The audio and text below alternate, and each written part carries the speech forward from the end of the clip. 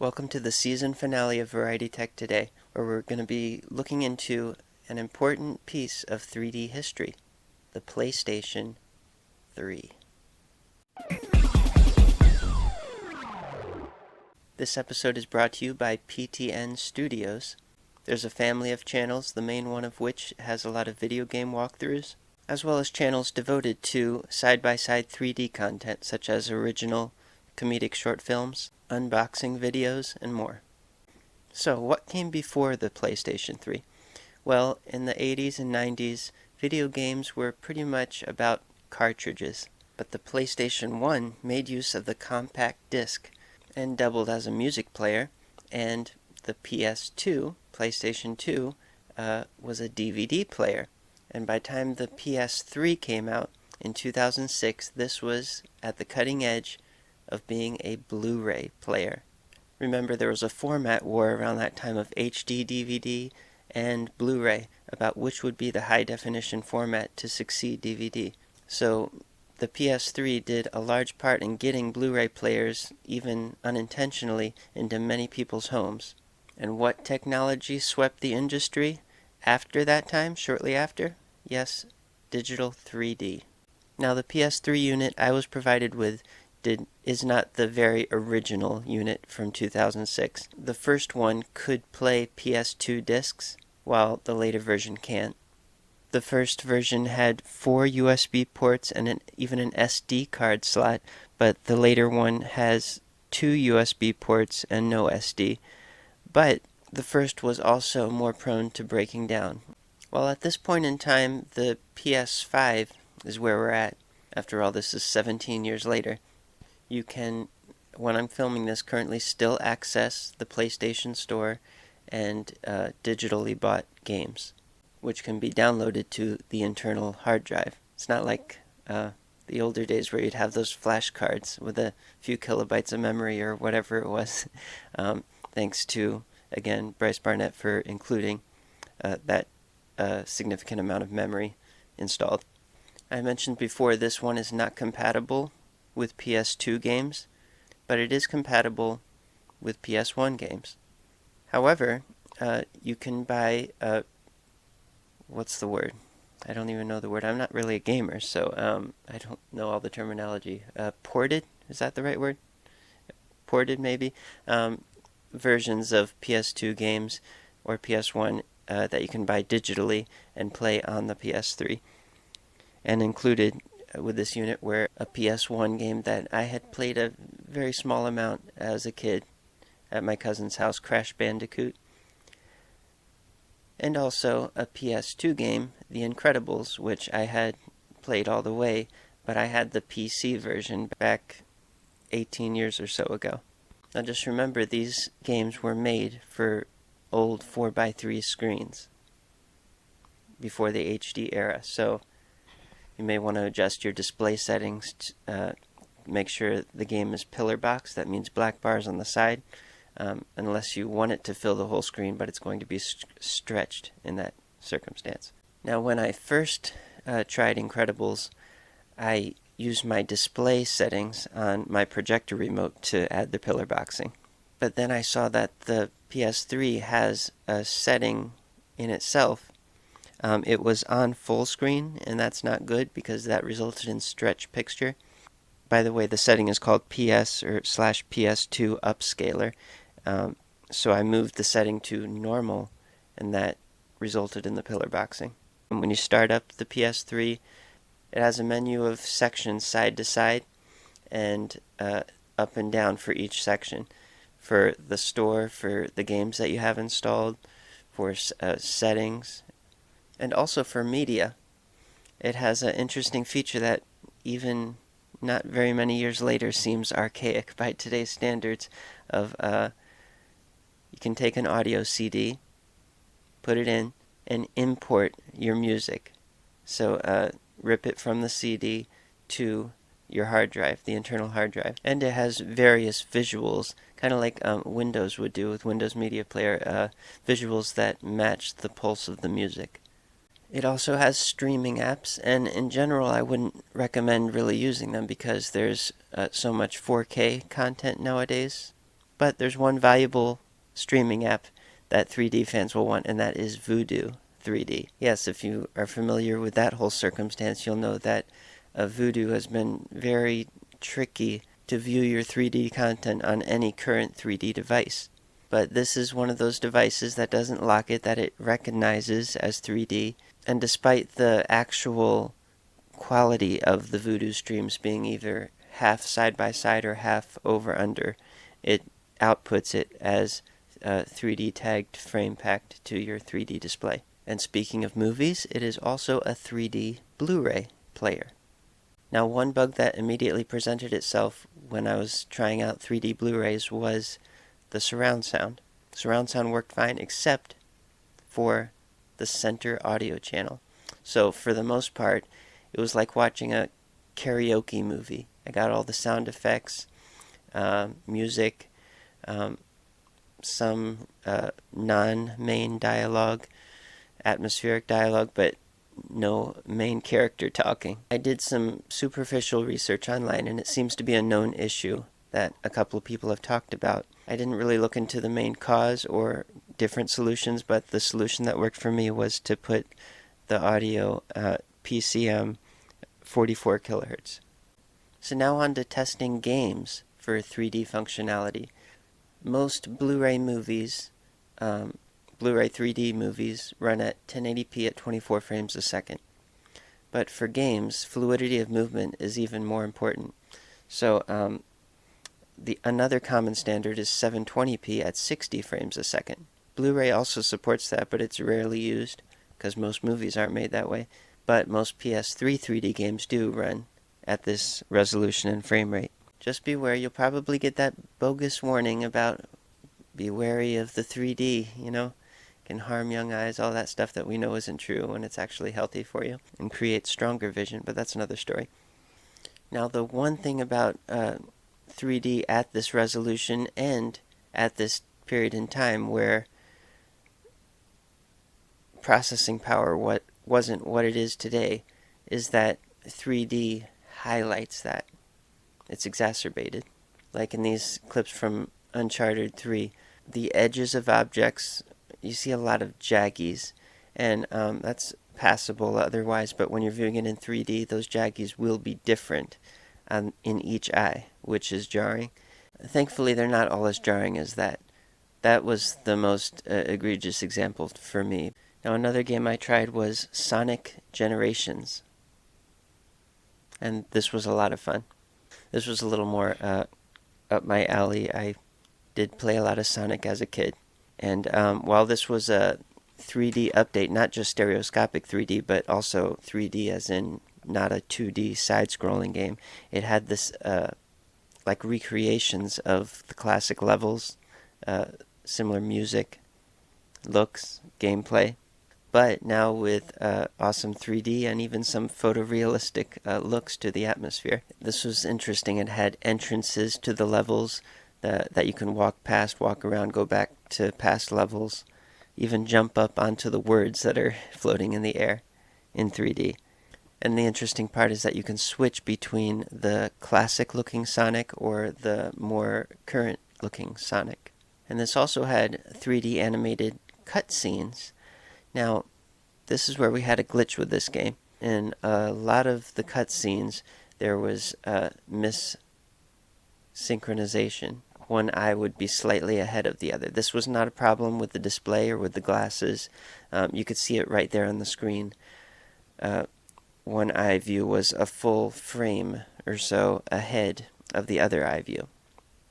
So while slower shots or still shots were passable, any movement would have that disjointed look.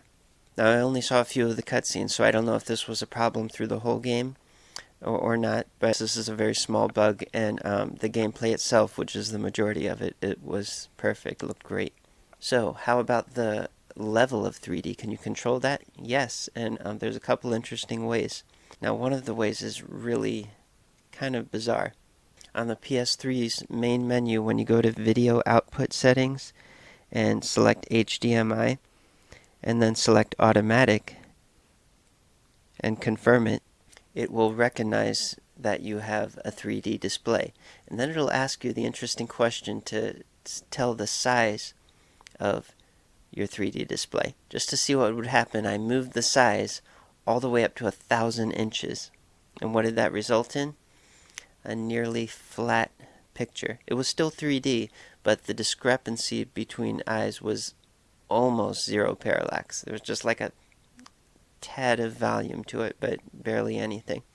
On the other hand, I moved it to the smallest available option, which was 10 inches. And you guessed it. Pow. Eyes exploding. A little bit too much for comfort. On the other hand, the default setting, which it started out with, was 55 inches. And even though I was watching on a projector, I found that resulted in a nice, powerful amount of depth, but still comfortable. So that leads to the interesting conclusion that it thinks that depth should be stronger on smaller screens and shallower on larger screens. And I just don't think there's any logic to that. I mean, there probably is some logic on paper, but logic on paper doesn't always translate to real life. And I'd love to hear if anybody has any insight on that or any reasonings. But the bottom line is that when I'm watching 3D and the screen gets smaller, or I perceive it to get smaller, for instance, if I walk away from the display and look at it from a farther distance, the depth seems to be more powerful because it's compressed, basically. And conversely, it seems to be flattened closer up. So this seems to be the opposite of what it should be, making it stronger for smaller displays and weaker for larger. It just does not resonate with reality on my end. And you shouldn't really have to use this workaround method that I just showed you. That was just interesting how it did that. But within most 3D games, if not all, there should be a setting to adjust the 3D display. And it's pretty much the range of usable depth that anyone would want, from shallow to strong. So, do all the PS3 games work this way, presenting frame pack 3D? No. There have been anaglyph 3D games. A notable example is Batman Arkham Asylum. That was said to include a true 3D version for 3D displays, as well as anaglyph version, not red and blue, but TrioViz, which was proprietary green and magenta shades of anaglyph glasses that was supposedly better. But before any of that, 3D on the PS3 started before 3D Blu-ray did, appropriately with Avatar. This game is from 2009, same year as the movie came out, and Blu-ray 3D didn't start being sold until 2010. This was early to the game, so in fact it didn't even have a frame pack 3D option. It had the options under display settings for checkerboard format. That was for DLP televisions, which were actually the first 3D televisions. It also had Sensio 3D, which appears on the surface to be just SBS, but there's more to it. I'll probably get to that in another episode. Had interlaced, and it had normal side-by-side, which would cause the display to change to seeing something like this. And then you would have to activate manually the side-by-side function on your display. You can then choose from a number of different generic humans, different races, genders, and their accompanying avatar to play as. But interestingly, they forgot to have the name input entry screen be compatible with 3D. So even though you're already in 3D mode, the name pop-up screen will be half in one eye, half in the other, and both stretched. So you'll have to, like, as you're typing across the screen or moving the cursor or moving the control, you'll have to switch back and forth and look separately. I'm kind of already used to doing that with my computer monitor when dealing with media playback programs for an SBS file. But if you're not used to that, that can be a little jarring, not see it coming. In a lot of cases, the game had a very similar 3D design outlook to the movie, in that more distant shots were flatter to mimic real life, how depth is lost at a distance, and then moderate 3D for personal scenes, and stronger 3D up close. Now, in video games, you can typically move the virtual camera with one of the controls to view yourself from different angles, view the surrounding environment. But in 3D, this is a very surreal experience. It's very fun to do. Even if you're just standing there, it's interesting to do in 3D. When you walk around the large world in the office spaces, just like in the movie, they have the holographic computer screens, and that goes without saying, they look great in this virtual 3D environment at your control. While you're at it, just do a little dance on top of the computer workers. I mean, they don't mind. They'll just keep typing away. Now, when you transition to your avatar for gameplay in that form, that's all the more meaningful / immersive to see this in 3D from the avatar's eye view.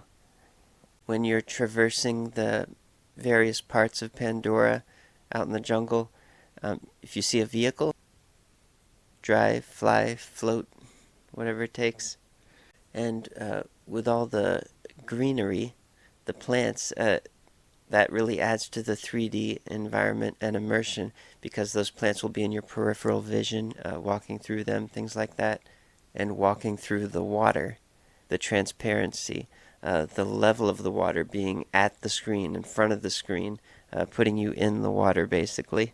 That's the kind of thing that 3D is made for. And as an avatar, you can also ride the local beast.